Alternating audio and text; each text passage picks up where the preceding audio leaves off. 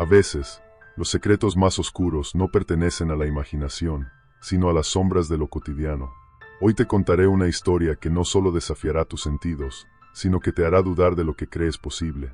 Esta historia no es solo mía, es de mi familia, de un lugar que todos preferimos olvidar. Pero lo que allí ocurrió, jamás nos dejó del todo. Acomódate, apaga las luces y prepárate para adentrarte en este relato donde lo sobrenatural se entrelaza con lo humano de formas escalofriantes. Todo comenzó hace 17 años, en un pequeño pueblo entre Michoacán y Jalisco.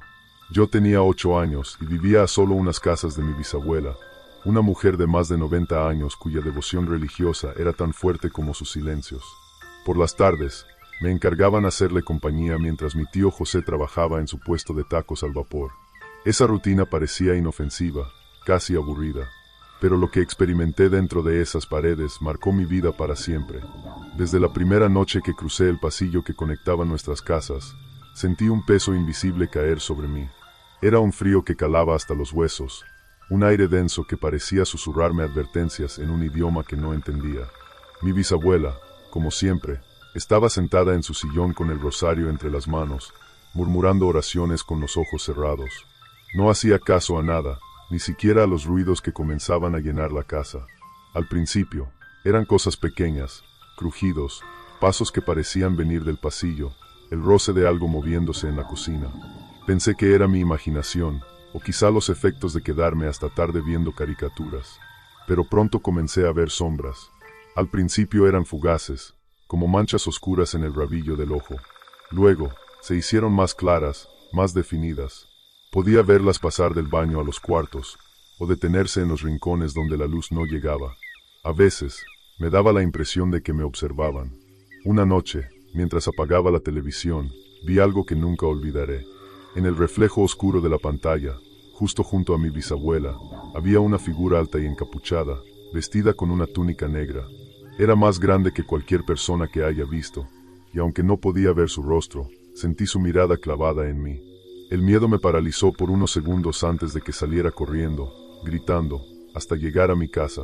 Mis padres intentaron calmarme, diciéndome que tal vez había sido mi imaginación. Pero en sus ojos vi algo que no querían decirme, algo que parecía confirmar mis temores. Esa noche, las pesadillas comenzaron. En mis sueños, la figura me perseguía. Sentía su presencia justo detrás de mí, su aliento frío rozando mi cuello. Cuando volteaba, no había nada, pero al girar de nuevo, aparecía frente a mí, con una sombra que parecía envolver todo a su alrededor. Me despertaba gritando, sudando, y sintiendo que algo estaba en mi cuarto, escondido entre las sombras. Una noche, mi hermana, 9 años mayor que yo, se ofreció a quedarse conmigo en casa de mi bisabuela. Las hijas de mi tío habían salido, y no queríamos dejarla sola. Aunque la idea de quedarme más tiempo en esa casa me aterraba, la presencia de mi hermana me dio algo de valor. Preparamos todo para dormir, llevamos a mi bisabuela a su cama, y nos acomodamos en un cuarto con una pequeña ventana que daba a la calle. Mientras intentábamos dormir, las risas comenzaron. No eran risas normales, eran bajas, guturales, como si vinieran de alguien que intentaba contenerse. Al mirar por la ventana, vimos siluetas moviéndose afuera, sombras que se deslizaban bajo la tenue luz de la lámpara de la calle. Mi hermana intentó tranquilizarme, pero entonces me dijo algo que me heló la sangre. Lo que está en la ventana me asusta, pero lo que está en la puerta me aterra. Volteé lentamente hacia la puerta, y allí estaba, la misma figura que había visto en la televisión, inmóvil, casi tocando el techo. Cerramos los ojos y comenzamos a rezar, aunque nuestras palabras eran torpes y llenas de miedo. Cuando abrimos los ojos, la figura había desaparecido, pero la sensación de que no estábamos solos nunca se fue. Los días siguientes, los eventos extraños se intensificaron. En una ocasión, mientras me cambiaba en el baño, sentí una mano fría y delgada tocarme la espalda. Antes de poder reaccionar, una voz susurró en mi oído: «No te vayas». Grité con todas mis fuerzas, y mi hermana entró corriendo para consolarme. Pero la sensación de esa mano quedó grabada en mi piel. Otra noche, mientras dormíamos, escuchamos platos romperse en la cocina. Fuimos a revisar, pero todo estaba en su lugar.